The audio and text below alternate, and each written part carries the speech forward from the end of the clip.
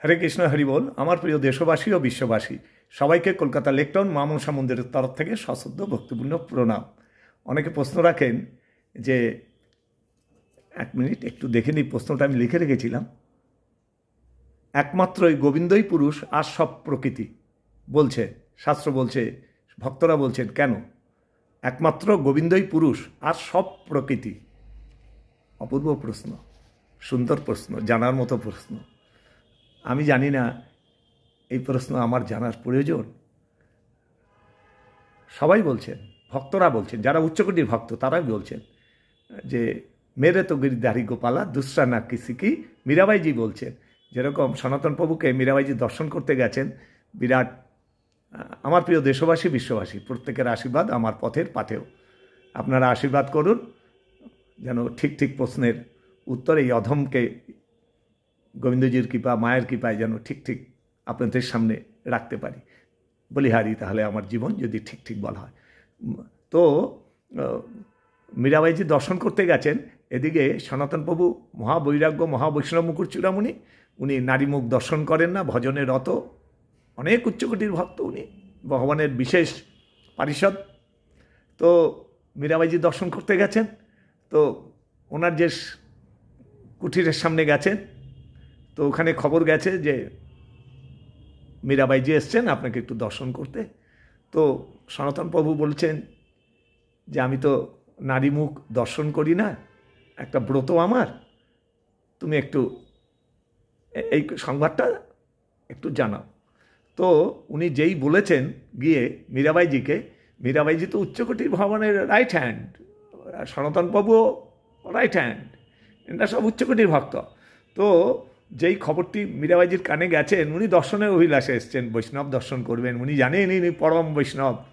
দুজনকেই এখন মানে মীরাবাইজি জানেন ইনি পরম উচ্চকোটির ভক্ত।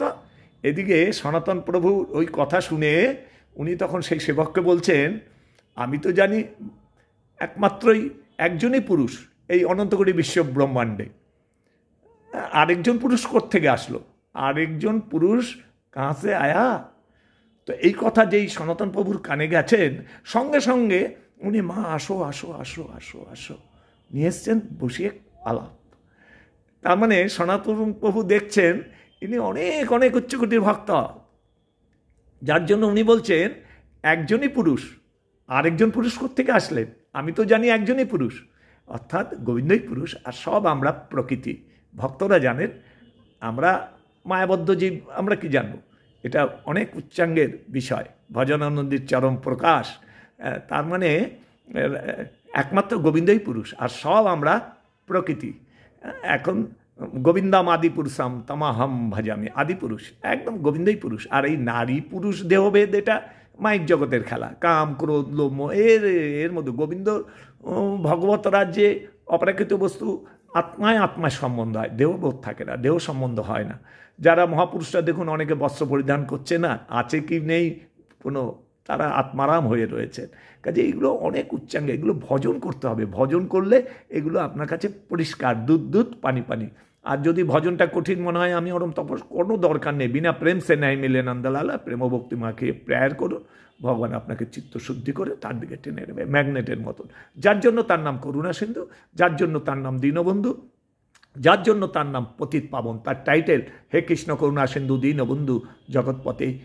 এটা তার সামনে প্রণামী মন্ত্রে দেওয়া, কারণ কি তার এই গুণগুলো রয়েছে। হার্ট স্পেশালিস্ট ডক্টর দেবী সেটি, তার গুণ আছে, তবে তিনি ওই টাইটেলটা ব্যবহার করেন। গোবিন্দের এই করুণা সিন্ধু, দীনবন্ধু, পতিত পাবন, গৌর হরি ইত্যাদি ইত্যাদি ইত্যাদি টাইটেলে ব্যবহার করা হয়েছে। আর অনন্তকোটি ব্রহ্মাণ্ডে ভক্তরাই তার অত্যন্ত প্রিয়, ভক্তরা মস্তকে আর হৃদয়ে ধারণ করে। আর অন্য যারা ভজন করে তাদের নজদিক রাখে, তার মার্কস অনুযায়ী এগোয়, নাম্বার পায়, কিন্তু ভক্তের বেলা ভগবান সেবা করেন। কাজেই আমরা ভক্ত হলে দুর্লভ মানব জন্ম সার্থক। আজিবা শতক বর্ষে অবশ্য মরণ, যত শীঘ্র পারো ভজ শ্রীকৃষ্ণ চরণ।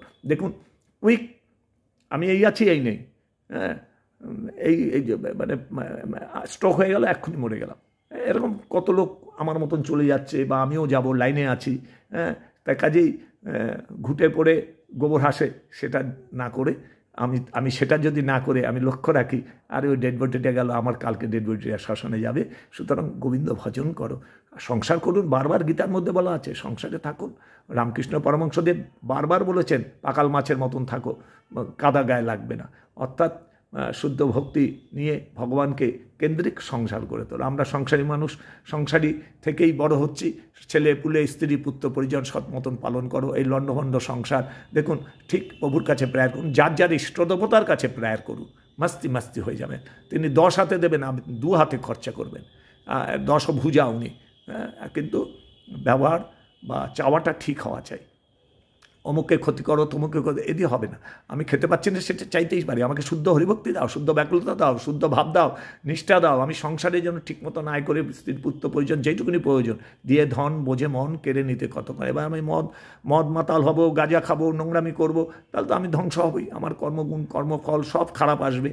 শুভ শক্তি আর অশুভ শক্তির আন্ডারে আমি চলে যাব, সেটা নয়। আমি অশুভকে আহ্বান করছি আমার কর্মের দ্বারা, আর শুভ শক্তিকে আহ্বান করছি আমার কর্মের দ্বারা। কাজে কর্মশুদ্ধি রাখুন, প্রেয়ার করুন, প্রভুকে ধরে সংসার করুন, কোনো অসুবিধা হবে না। ঠিক ঠাকুর চালিয়ে দেবে। মোটা ভাত মোটা কাপড়, সংসারে আনন্দ সব রাখবেন। আর অন্তিমে জানবেন সবাইকে যেতে হবে, সবাই লাইনে আছে, আজ কাল পরশু পরপর চলে যাব। কাজে মেইন হচ্ছে দুর্লভ মানবজনক ঈশ্বরকে পাওয়া, ঈশ্বর কেন্দ্রিক সংসার করা। গিয়ে থাকো বনে থাকো ইথে তর্ক অকারণ। গিয়ে থাকলে হবে, বনে থাকলে হবে, গিয়ে থাকলে হবে না, ওইসব নিয়ে তর্ক করে লাভ নেই। যে যেখানে আছেন তাকে ভজন করুন।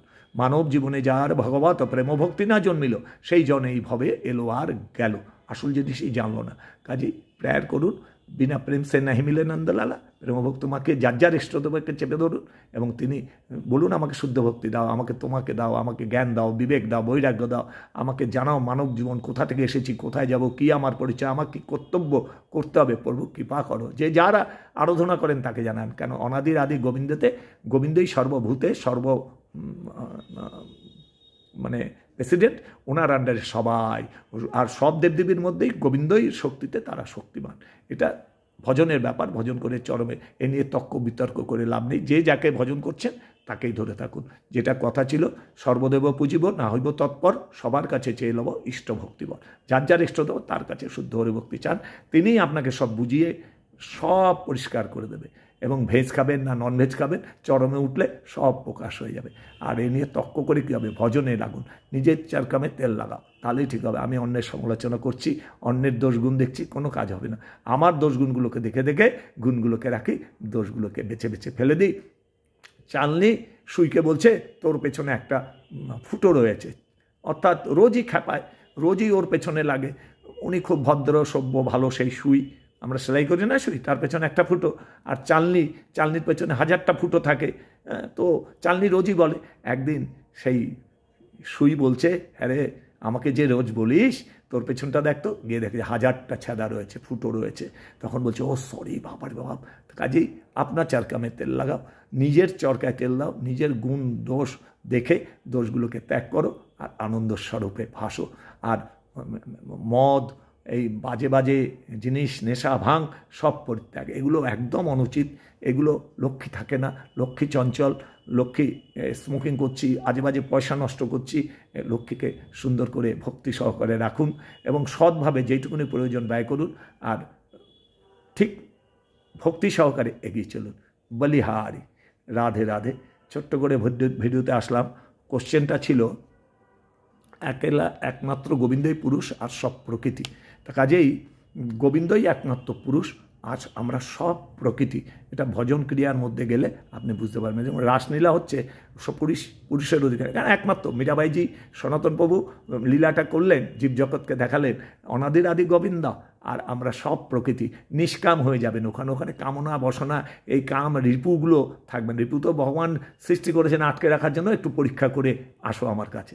যে চায় সে চলে যায়, যে চায় মায়া দিয়ে রেখেছেন খেলনা দিয়ে, কিন্তু এই ছেড়ে এই ধরুন আমি ডেড হয়ে গেলাম, আমার টাকা পয়সা স্ত্রী পুত্র পরিজন বাড়ি ফাড়ি সব গাড়ি সব সবার পড়ে রইল, 1 সেকেন্ড মুহূর্তে বেরিয়ে চলে গেলাম, বডিটা শ্মশানে নিয়ে জ্বালিয়ে দিল। কাজেই এটা মায়ার খেলা। কিন্তু এর মধ্যে সংসার ধর্ম করা যায়, কোনো অসুবিধা নেই।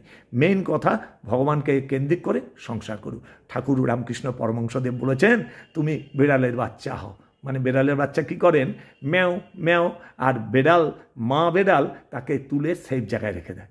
আর হনুমানের বাচ্চা হয়েও না, হনুমান বা বানরের, তারা কি করে, তারা বানরের বাচ্চাকে ধরে থাকে না, বানরের বাচ্চা মাকে ধরে থাকে বুকের মধ্যে, দেখবেন এবার ঝুলছে, এবার এ গাছ ও গাছ, এইখান থেকে বিশাল বিশাল লাভ দিচ্ছে হনুমান বানর, যদি বাচ্চা হাত ছেড়ে দেয় পড়ে গেল, মা ধরে না। আর বেড়ালের বাচ্চা ম্যাও মা মা মা মা, ম্যাও ম্যাও ম্যাও ম্যাও, মা তাকে কোথাও দোতলার ওপর কর্নারে, কোথাও চিলেকোটায়, সেই জায়গায় রেখে দিচ্ছে যেখানে বিপদ নেই। কিন্তু হনুমানের বাচ্চা হতে যেও না, বানরের বাচ্চা হলে বিপদ। তা কাজেই তুমি গোবিন্দের উপর সাইলেন্ডার করো, ভগবানের কাছে প্রেয়ার করো, ভক্তি করো, বারবার ভক্তির বশ হয়ে যান ভগবান। সে সব ভগবান একই গোবিন্দের বিভিন্ন রূপে প্রকাশিত হয়েছে।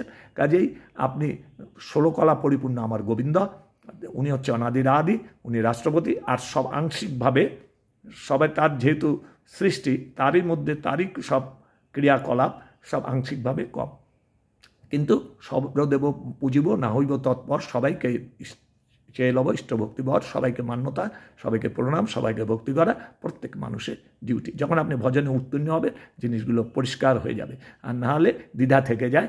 এই নিরামিষ আমিষ নিয়ে তর্ক বিতর্ক, মেন ফিল্ডে নামুন এবং পরীক্ষা প্রার্থনীয় গীতার শ্লোকগুলো দেখুন, ফিল্ডে নামুন, অনাদির আদি গোবিন্দ বুঝে যাবেন একদম। গীতার প্রত্যেক কটা শ্লোক আপনার হৃদয়গম্য হবে। আপনি এক সাধু মহাত্মার কথা বলি, তিনি ছোট্টবেলা থেকে সিদ্ধ মহাপুরুষ, গোবিন্দের সঙ্গে কানেক্ট করে একদম প্রেম আনন্দে প্রথমে দেবীর আরাধনা করতেন, দেবীর পূর্ণ কৃপা পেলেন, দেবী নিয়ে গেলেন রাষ্ট্রপতির কাছে, গোবিন্দ দেখলেন দেবী গিয়ে মিলিন হয়ে গেলেন, অর্থাৎ দেবী শক্তিও গোবিন্দের শক্তি ছিল, তো গেলেন এবং তিনি নামকে পেলেন। আচ্ছা, তো তিনি তার সদাচারী, সত্যভাষী, সবসময় হরিচিন্তন, সবসময় সৎসঙ্গ, বাক্য সিদ্ধ, যা বলেন তাই, তার বহু শিষ্য হলো, বহু ছোট্টবেলা বালক অবস্থা থেকে সিদ্ধ মহাপুরুষ, তো পড়তে জান, অক্ষর জ্ঞান নেই, কোনো গ্রন্থ পড়তেন না, ভজনের কথা পড়তেন না, কিন্তু সিদ্ধ হয়ে গেছেন খুব, এই 5-6 বছর থেকে উনি সিদ্ধ, জ্ঞানত অবস্থা থেকে, এবং বাক্য সিদ্ধ, বহু শয়ে ওনার শিষ্য ছিলেন, সবাই মান্যতা প্রদান করতেন। শেষ জীবনে যখন ওনার 92, 93, 94 বছর বয়স, তখন শিষ্যদেরকে ডাকছেন, বলে বাবারা এসো এসো, বলে হ্যাঁ বলুন, বলে গীতা নিয়ে আসো, ভাগবত নিয়ে আসো, চৈতন্য চৈতামৃত নিয়ে আসো, বেদ পুরাণ সব নিয়ে আসো, সব পড়তে বলছেন, সবাই পড়ছেন, শ্লোক তুলে তুলে পণ্ডিত ব্যক্তিরা, ওনার শিষ্য অনেক পণ্ডিত ছিলেন, তারা এসে ব্যাখ্যা করছেন, আর তিনি হাত নাড়ছেন বারবার, বলিহারি বলিহারি, আনন্দ প্রকাশ করছেন। এক মিনিট, সরি, একটু ডিস্টার্ব হলো, তিনি খুব আনন্দ, তিনি হাত চাপড়াচ্ছেন, কখনো কখনো আনন্দের প্রকাশ পাচ্ছে তার চোখে মুখে, আর বলিহারি বলিহারি, হরিবোল হরিবোল বলছেন।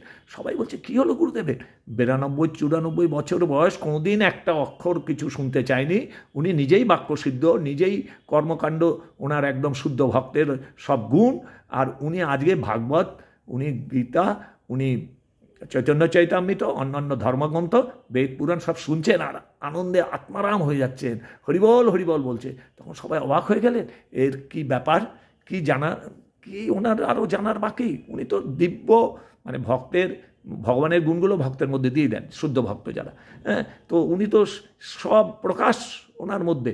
তো সবাই উৎসাহিত হয়ে এক জায়গায় হয়ে এসছেন, প্রভু হে গুরুদেব, আপনি এত কেন আনন্দিত, এত লহরীর মধ্যে? বলে দেখো বাবা, আমার যাওয়ার সময় হয়ে গেছে, সারাটা ছোট্টবেলা থেকে আমি প্রেমানন্দে ঠাকুর রেখে দিয়েছেন, এখন একটু জানার ইচ্ছা হলো, সারাটা জীবন কাটালাম, একটু দেখি গীতা ভাগবতে কি বলতে চায়, কি বলছে। দেখছি প্রত্যেক কটা শ্লোক আমার ভজনের সঙ্গে মিলে যাচ্ছে, আমার কর্মকাণ্ডের সঙ্গে গীতা ভাগবত বেদ পুরাণ চৈতন্য চৈতন্যের প্রত্যেক নববিধার গুণগুলো প্রকাশ হচ্ছে এক একটা শ্লোকে, আর উনি আনন্দে আত্মরাম হয়ে যাচ্ছেন, আমি ঠিক পথে এসেছি, আমার এই 92-94 বছর বয়স, ঠিক মার্গে আমি এসেছি, বলিহারি। উনি তো জানেন নিশ্চিত, উনি তো ভজনানন্দী, যে আমি শিখ না, তাও রিভাইজ দিয়ে নিলেন, গ্রন্থের সঙ্গে মিলিয়ে নিলেন, হ্যাঁ, মাস্তি মাস্তি। এই জন্য গীতার মধ্যে যা আছে সব একদম মাস্তি, স্বয়ং মুখাশ্রিত বাণী ভগবানের। এতে 18 অধ্যায় পড়ুন, এক অধ্যায় করে, আর ভক্তি নিয়ে গীতার কাছে প্রেয়ার করুন, গোবিন্দর কাছে ডাইরেক্ট কথা বলুন, কোনো ভায়া নয়। আর সদ্গুরু পেলে সদ্গুরুকে ধরে, ঠিক আছে, উপদেশ শুনুন, গুরু ব্রহ্মা, গুরু বিষ্ণু, গুরুর আশীর্বাদ বিরাট ব্যাপার, গুরু। আর সদ্গুরু না পেলে আপনি এমনি নামকে আশ্রয় করে নিন, নামকে গুরু করুন, নাম আপনার নামের কাছে নিয়ে যাবে এবং সদ্গুরু যখন দীক্ষার প্রয়োজন হবে সদ্গুরু আপনাকে জোগাড় করে দেবেন এবং আসবেন তিনি। এতে কোনো ভুল নাই। পরীক্ষা প্রার্থনা মেইন হৃদয়ে ধারণ করে এখন গীতার কথাগুলো, যার মধ্যে নির্ভেজাল 24 ক্যারেট গোল্ড। আমি বলছি, অমুকে বলছে, তমুকে বলছে, কত আমার মতন দুরাচারী ব্যক্তি যদি বলে তার মানে ভেজাল আছে এর মধ্যে, কিন্তু গীতা 24 ক্যারেট ভগবানের মুখাশ্রিত বাণী। দেখুন সারা বিশ্ব তোড়পাড় গীতা নিয়ে ইস্কন কীরকম আত্মারাম হয়ে আছেন। ইস্কনের সব ভক্তরা, ইস্কনের বড় বড় ডিভোটিরা, বড় বড় ডক্টর ইঞ্জিনিয়ার সব রয়েছেন, তারা আত্মারাম হয়ে আছেন। আর আহার শুদ্ধি তাদের দেখুন কীরকম হয়ে গেছে, তারা উচ্চমার্গে ভজন করে উঠছেন। আর তাদের বলিহারি, তারা নমস্য। আমার বিশ্বের সবার মঙ্গল, সবার আশীর্বাদ আমার পথের পাথেও। আপনারা ভালো থাকলে আমিও ভালো থাকবো। কথাবার্তায় ভুল হলে মার্জনা। আপনাদের কৃপা, আপনাদের করুণা, ঈশ্বরের কৃপায় যেটুকুনি বলালেন আপনাদের সামনে রাখলাম। আপনারা আশীর্বাদ করুন যেন দুর্লভ মানব যেন আমার সার্থক হয়। হরে কৃষ্ণ, হরি বল, রাধে রাধে। জয় জয় দেবী মা মনসা।